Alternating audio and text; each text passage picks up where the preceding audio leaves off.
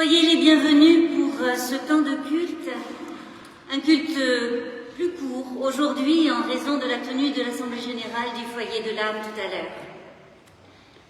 Que vous soyez présents dans le temple ou à distance par le moyen des réseaux sociaux, quels que soient vos chemins de vie, vos chemins de quête, vos chemins de foi, à vous qui êtes rassemblés, la force qui fait tenir debout, la sagesse qui éclaire, l'énergie qui met en route, la paix qui met en harmonie, cela est donné pour vous, à vous, entre vous, par celui qui vous reconnaît et vous appelle, celui qui est vie et amour, le Dieu de Jésus-Christ. Et je vous invite à entrer dans le temps de la prière, de la louange, en vous levant.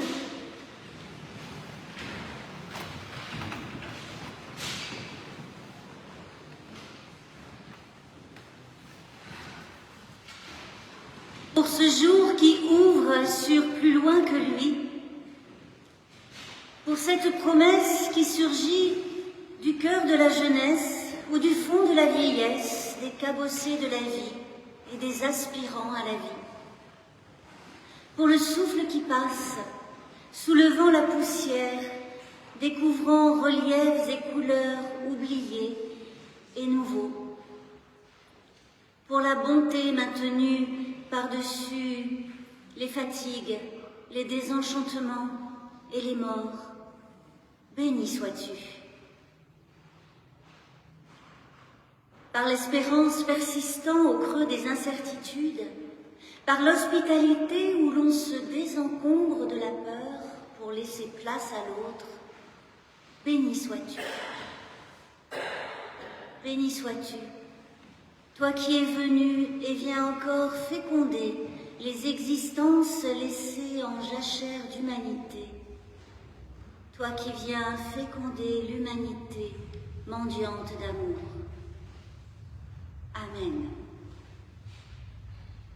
Je vous invite à poursuivre la louange en chantant au psaume 33, les strophes 1, 2 et 5. Réjouis-toi, peuple fidèle.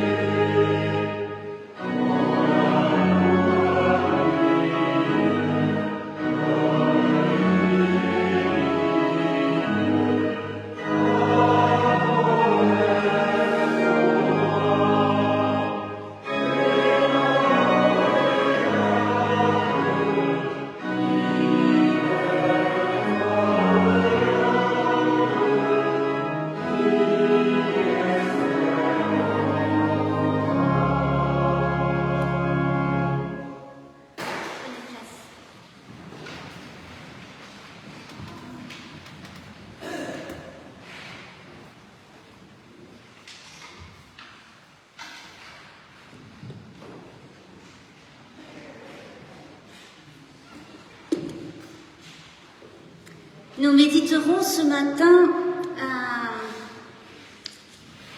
le début du chapitre 8 de l'Évangile selon Matthieu, à partir du verset 5 jusqu'au verset 13.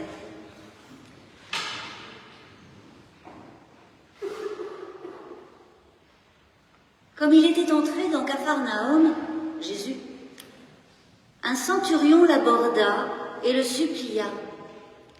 « Seigneur, mon serviteur est couché à la maison, paralysé et violemment tourmenté. » Il lui répondit, « Moi, je viendrai le guérir ?» Le centurion répondit, « Seigneur, ce serait trop d'honneur pour moi que tu entres sous mon toit. Dis seulement une parole et mon serviteur sera guéri. Car je suis moi-même sous l'autorité de mes supérieurs et j'ai des soldats sous mes ordres. Je dis à l'un va et il va. À l'autre viens et il vient. Et à mon serviteur fais ceci et il le fait. » Après l'avoir entendu, étonné, Jésus dit à ceux qui le suivaient, « Amen, je vous le dis, chez personne en Israël je n'ai trouvé une telle foi.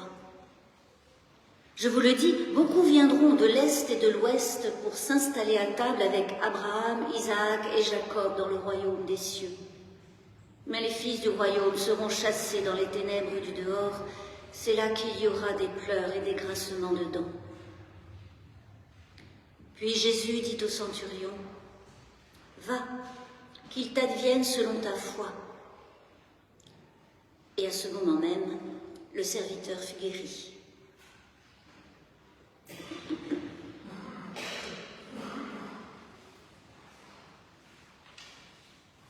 Dans ces quelques versets de l'évangile de Matthieu sont tracés les traits d'un homme, un être humain, dont la foi suscite l'étonnement, l'admiration de Jésus.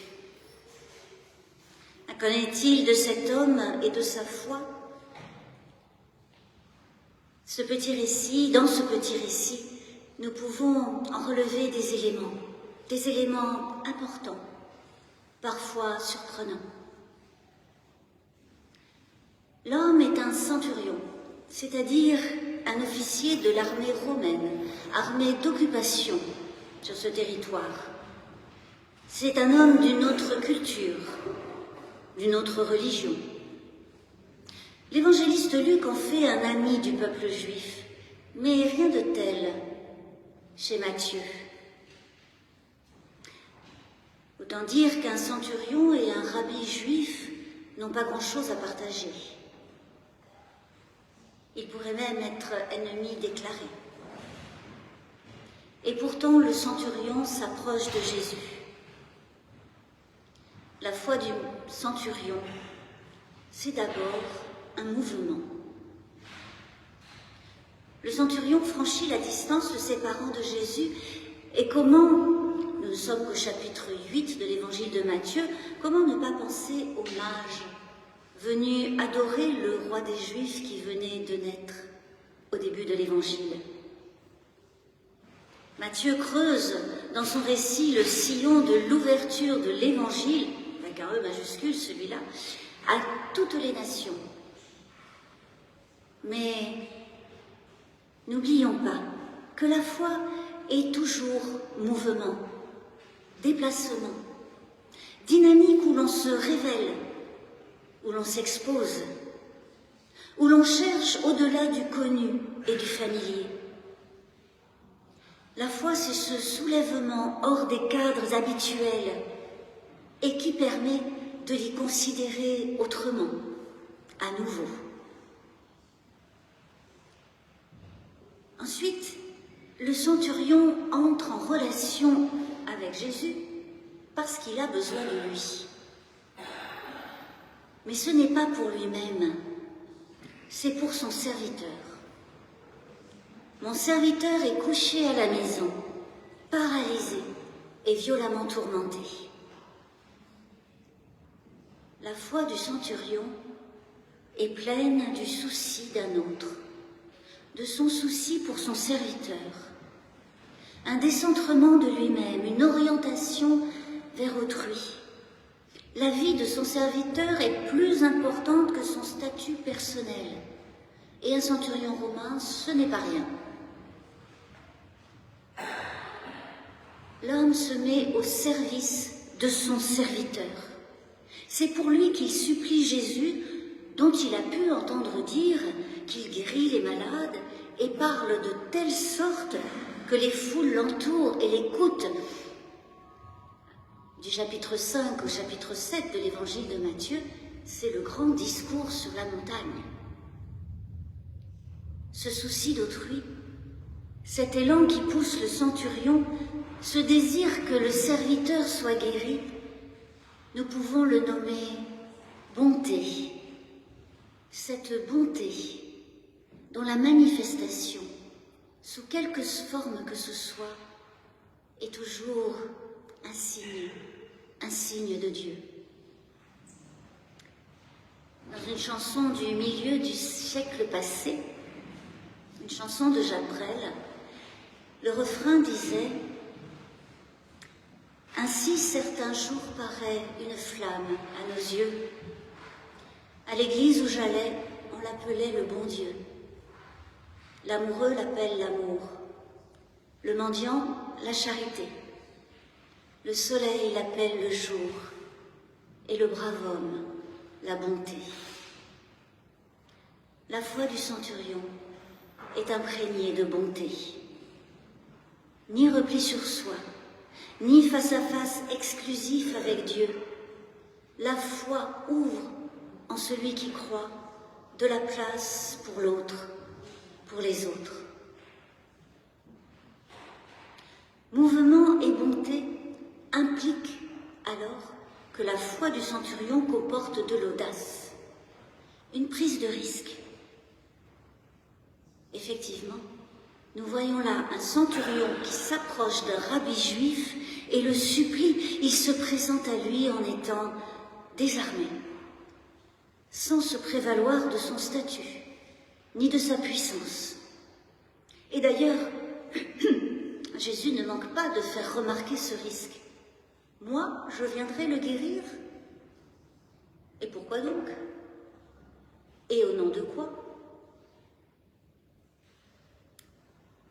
Seigneur, ce serait trop d'honneur pour moi que tu entres sous mon toit. D'autres traductions disent une formule familière à la liturgie de différentes églises. Seigneur, je ne suis pas digne que tu entres chez moi. Cela peut sembler paradoxal, mais à l'audace se mêle de l'humilité. Le centurion qui demande, supplie, prie. Il ne veut pas prendre le dessus sur Jésus, il ne se prend pas pour Dieu. Ce qu'il fait, ce qu'il dit, est ordonné à la vie de son serviteur, car il y a une vie à relever, une existence à sauver, à ressusciter. Et la foi, c'est aussi cela, ce mélange d'audace et d'humilité, qui pousse à faire ce qu'on n'est pas censé faire, mais sans se croire pour autant très bon, très supérieur aux autres de le faire. Alors devant la remarque de Jésus, qui l'incite ainsi à en dire plus, le centurion ne se dérobe pas. Il insiste, il explique. Il rend compte de ce qui le conduit à Jésus. Et c'est la confiance en l'autorité de la parole de Jésus. La foi du centurion est foi en l'autorité de la parole. Il faut dire que c'est son expérience de chaque jour, son quotidien de centurion qui obéit et qui est obéi. Cet homme sait qu'une parole d'autorité est suivie des faits, c'est son monde. Donc, dis seulement une parole et mon serviteur sera guéri. Et nous voyons là que la foi ne consiste pas en un corpus de doctrine ni de croyances, ni en une piété éprouvée et régulière, ni en un héritage reçu et à transmettre. La foi est foi en ce qu'un autre humain peut répondre à un être humain. Elle est foi en ce qu'une parole peut guérir, sauver, créer. Je suis un homme, un être humain, sous l'autorité de mes supérieurs et j'ai des soldats sous mes ordres. Le centurion passe sa vie dans un système hiérarchique. Il en a bien conscience, comme il a conscience qu'il a besoin d'un autre qui peut faire ce qu'il ne peut pas faire, guérir son serviteur. Autant il est inséré dans un solide réseau de relations d'autorité, autant il reconnaît qu'il n'en a pas sur Jésus, que c'est Jésus qui a l'autorité de guérir son serviteur.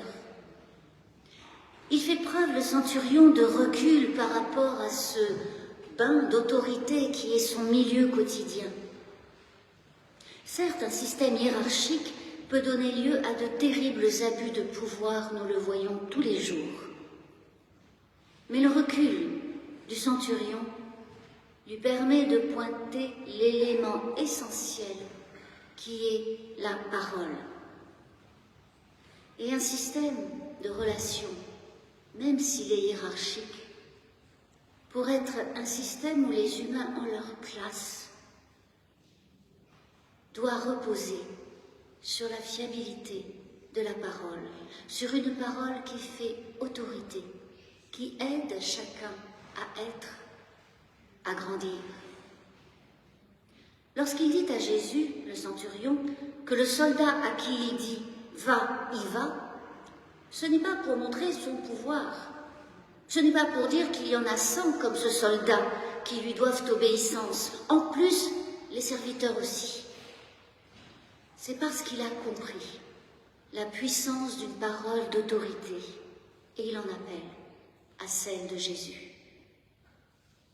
Il ne se met pas en avant. S'il insiste, s'il explique, c'est parce qu'il est un être humain. C'est ce qu'il dit. Moi, je suis un être humain, un moi, égo en grec. Mais ce n'est justement pas un égo surdimensionné ou mal placé. C'est un égo ajusté à l'humanité d'un humain en relation, d'un humain de parole.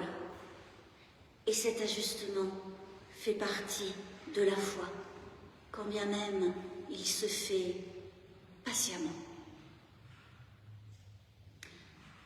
Alors il y a quelque chose du Christ dans ce centurion qui dit « Moi, je suis ». Ce centurion qui se met au service d'un plus petit que lui. Cet homme qui raconte une parabole pour faire comprendre ce qu'il veut dire. Il y a dans cet homme une puissance d'être à laquelle Jésus répond avec admiration, avec reconnaissance aussi parce que lui-même est entièrement animé de cette même puissance d'être que nous nommons Dieu. Jésus ne dit pas un mot du serviteur. Il ne dit pas « Va, ton serviteur est guéri », mais « Va, qu'il t'advienne selon ta foi ». Le serviteur est aussitôt guéri, ajoute Matthieu. Mais cet envoi est aussi envoi d'une vie dans la confiance qu'est la foi. Avec les mages, avec le centurion, nous comprenons que Jésus-Christ peut toujours être rejoint. C'est-à-dire que nul n'est jamais trop éloigné, trop étranger, pour être privé de la puissance de vie qui est Dieu et qui agit en Christ. Et avec le centurion, plus particulièrement, nous comprenons aussi que cette foi qui est mouvement et bonté, audace et humilité, conscience vive et parole humaine, cette foi suffit. et qu'il en va, et nous comprenons qu'il en va avec elle, du devenir humain, du déploiement de l'humanité de l'humain, qui est une manière de dire aujourd'hui la bonne nouvelle de l'Évangile. Amen.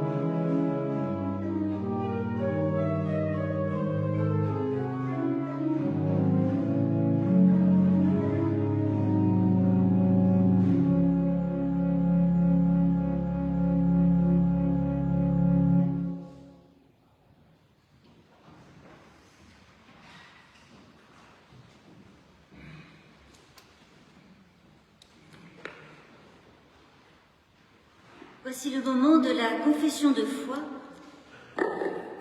Et comme c'est aujourd'hui donc le jour de l'Assemblée générale de l'association cultuelle, je vous invite à vous lever et à vous associer à la déclaration de foi de l'Église protestante unie de France. C'est un bon jour pour l'entendre, la réentendre, puisque une Assemblée générale, c'est aussi un de ces temps dans lesquels nous affirmons et nous vivons notre communion avec les autres églises locales qui, rassemblées, forment l'Église protestante unie de France.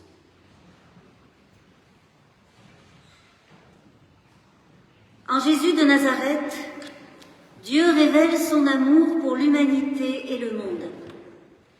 L'Église protestante unie de France le proclame avec les autres églises chrétiennes. Sur la lancée de la Réforme, elle annonce cette bonne nouvelle. Dieu accueille chaque être humain tel qu'il est, sans aucun mérite de sa part. Dans cet évangile de grâce, au cœur de la Bible, se manifeste l'Esprit de Dieu. Il permet à l'Église d'être à l'écoute des textes bibliques et de se laisser conduire par eux au quotidien. Dieu nous a créés, nous invitant à vivre en confiance avec lui. Nous trahissons pourtant cette confiance et nous voilà confrontés à un monde marqué par le mal et le malheur. Mais une brèche s'est ouverte avec Jésus, reconnu comme le Christ annoncé par les prophètes. Le règne de Dieu est déjà à l'œuvre parmi nous.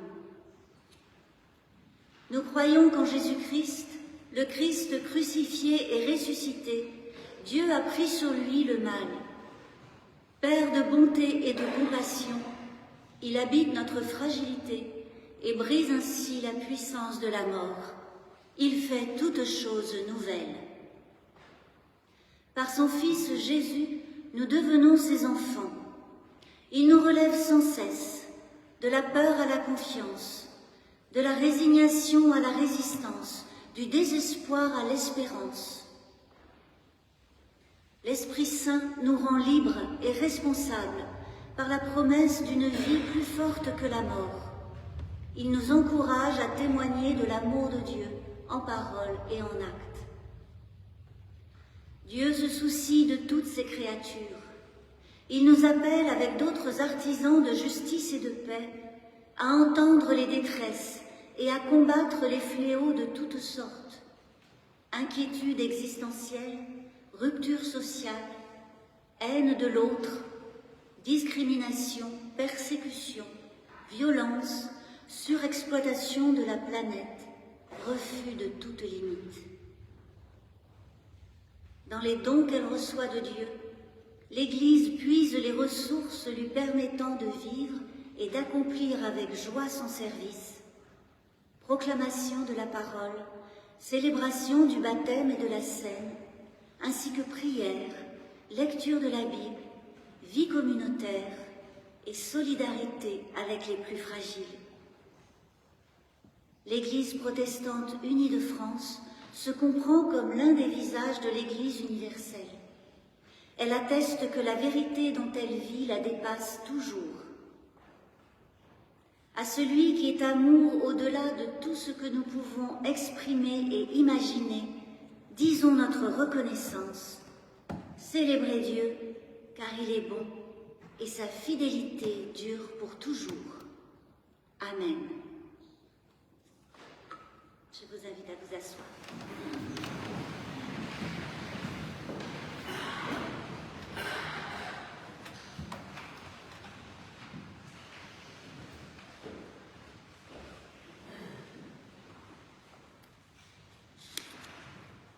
Quelques annonces en ce dimanche. Bien sûr, donc, l'Assemblée générale commencera dans quelques minutes.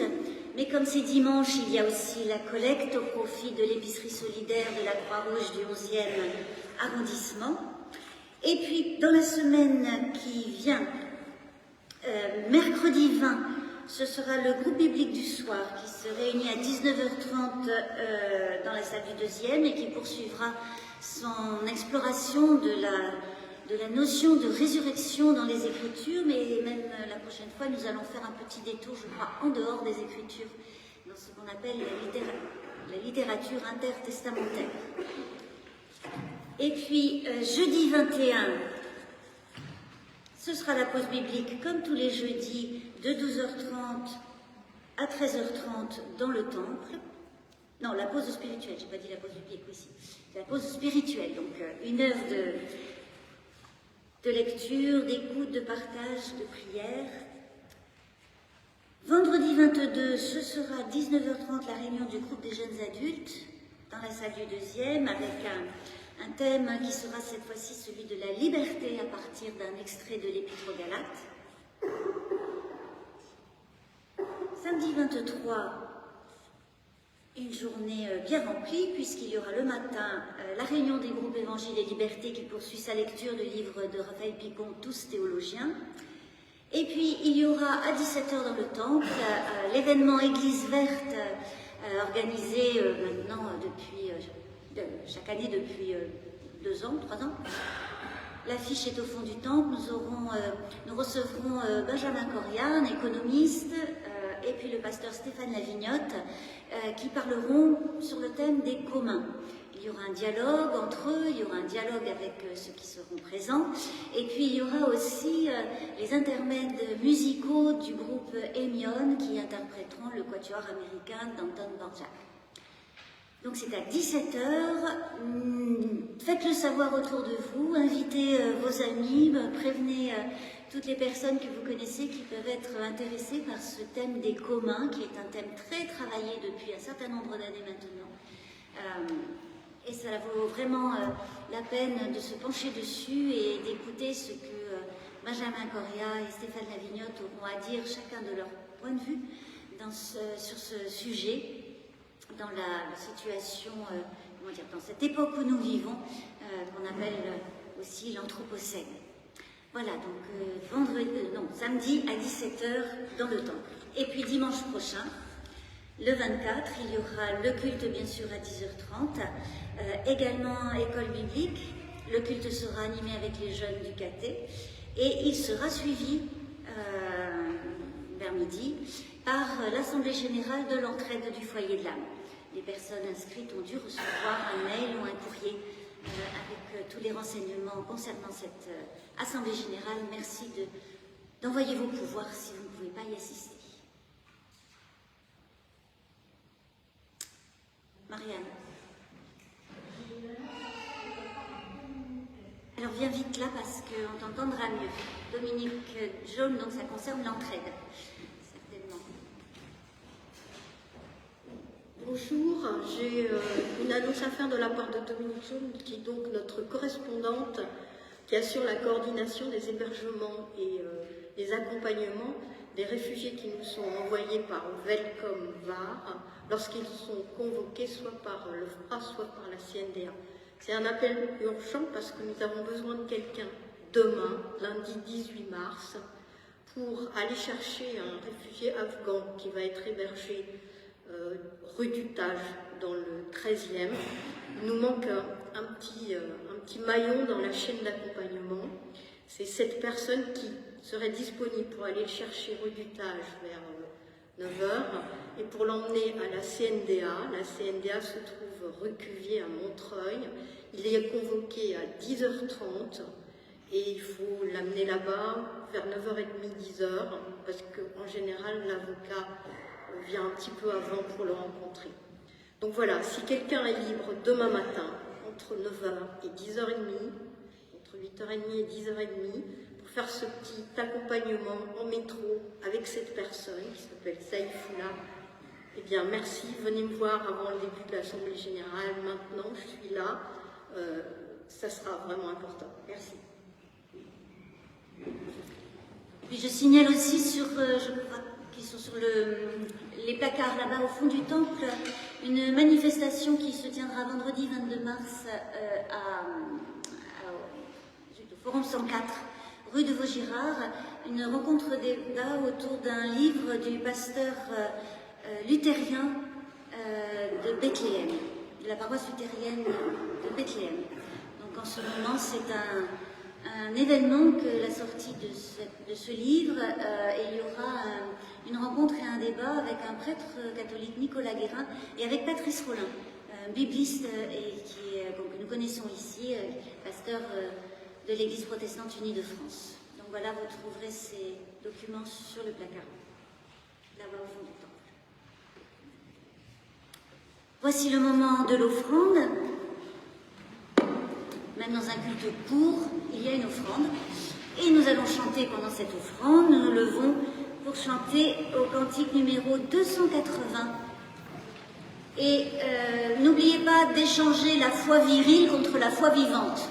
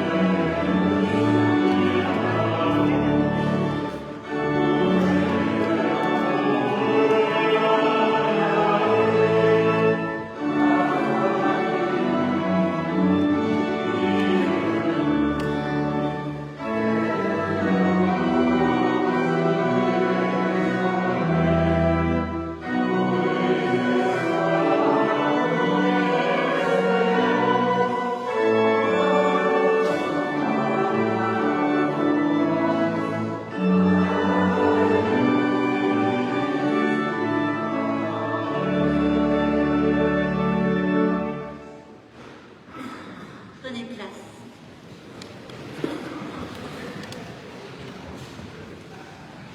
Et nous nous rassemblons dans la prière d'intercession qui sera aujourd'hui une actualisation de la prière du Notre Père.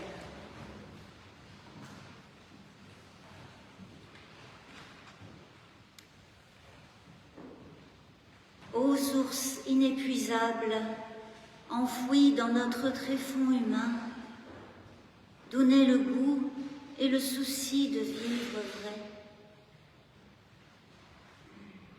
Que nous soyons attentifs à ta présence discrète, sans cesse à l'œuvre en chacun de nous, quel que soit le nom qu'on te donne.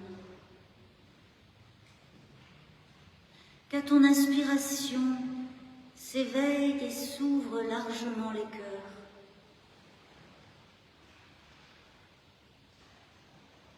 Que suscités inlassablement à la foi en nous-mêmes, nous croyons dans notre prochain, en dépit de nos médiocrités et de nos manques de fraternité.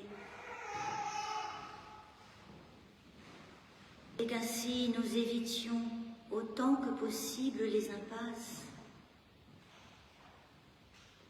mais que nous y étant fourvoyés, nous puisions en toi la force de nous relever et de poursuivre le chemin. Amen.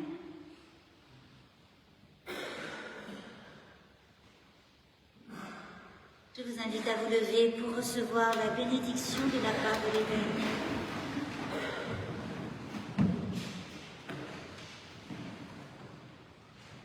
Dieu qui nous donne la paix et nous conduit dans l'amour, nous bénit et nous garde dans sa grâce. Amen.